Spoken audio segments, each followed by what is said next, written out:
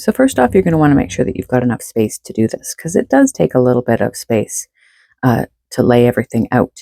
Then you're going to want to collect all of your greenery, and I take them and cut them into little pieces like this so that I can make them into nice, neat little packages that look like this. And I try and make sure that I keep those packages fairly short and tight. And when I put these together, I make sure that they're all sitting at the same level because we're going to zap tie these guys together in the end. And we're just layering. This is our base. So I'm using some fir and some cedar for a base. And I've got some fancier stuff that I'm going to put on top of that. Now you can see I'm clipping this into smaller pieces. And I've got that piece there that I clipped. And to cover over that little spot where I clipped it, I'm just going to put the top part over it. And you can't even tell that that little clip part is there.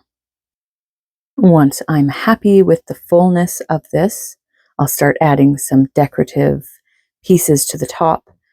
As I said, with this one, I'm using just fancy cedar, but you can use anything you can get your hands on. Salal is really nice, or some tree branches.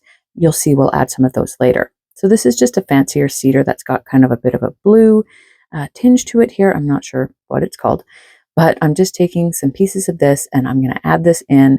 And that just makes it look pretty. You can just, if you can only get fir and cedar, you can do this all with fir, you can do it all with cedar, or you can do it just with fir and cedar.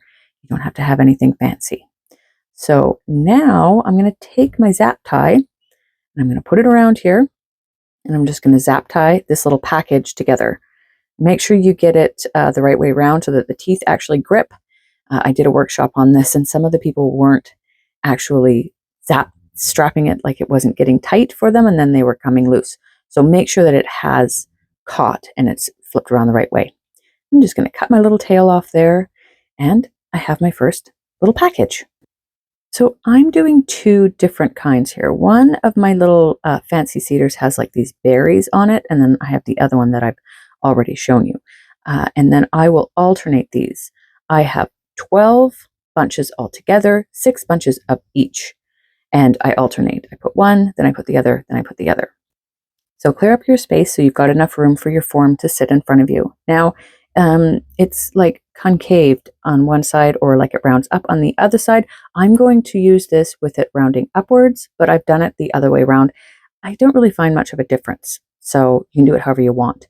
And we're going to take our floral wire and we're going to wrap it nice and securely onto our frame. Make sure that this is nice and secure, because you don't want this coming off or falling apart later. And do not cut your floral wire. We're not doing this in pieces. This is going to be one continuous strand of floral wire. It makes it really easy once you get this technique down. Then we're simply going to start laying out our bunches. It doesn't matter which one you start with. If you're doing like 2 different kinds like I am, just pick one and start. So we're just going to wrap it around the bottom, and then I'm going to lift up some of the greenery. So I'm lifting up all of the cedar and leaving the fir down. And then I'm just weaving my wire in there. And that's going to hold it against the wire frame. And then I'm wrapping it around the back of the wire frame. And we're going to work downwards towards ourselves. It looks like we're going upwards, but that's just to secure this first one here. And now you're going to add your second one.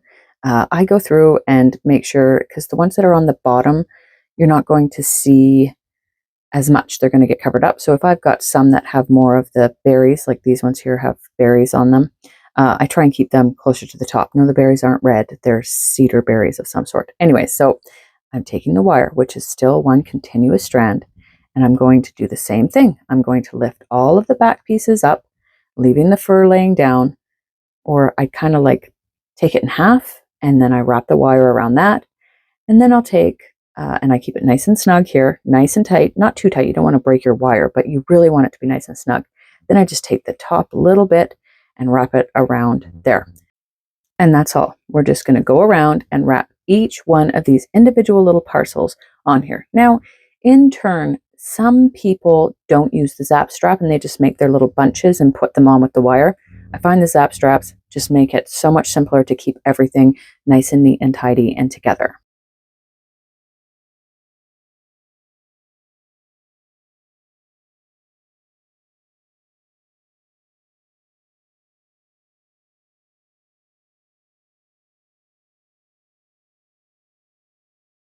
And once you reach your last one, we're going to take our wreath and flip it over. We're going to cut off our wire, and then we're just going to, once again, really securely wrap it onto the frame and around itself. Just making sure that it's really nice and secure. There's no real technique to this. You just want to make sure it's on there so that it's not going to fall off. That's the only important thing here. And if you have any little bits left over or it was too long, just clip it off. And we are pretty well finished now, unless you want to decorate it. But I do notice at this point that I've got one little space that could use a little bit extra. It's not quite as full as I would like it to be.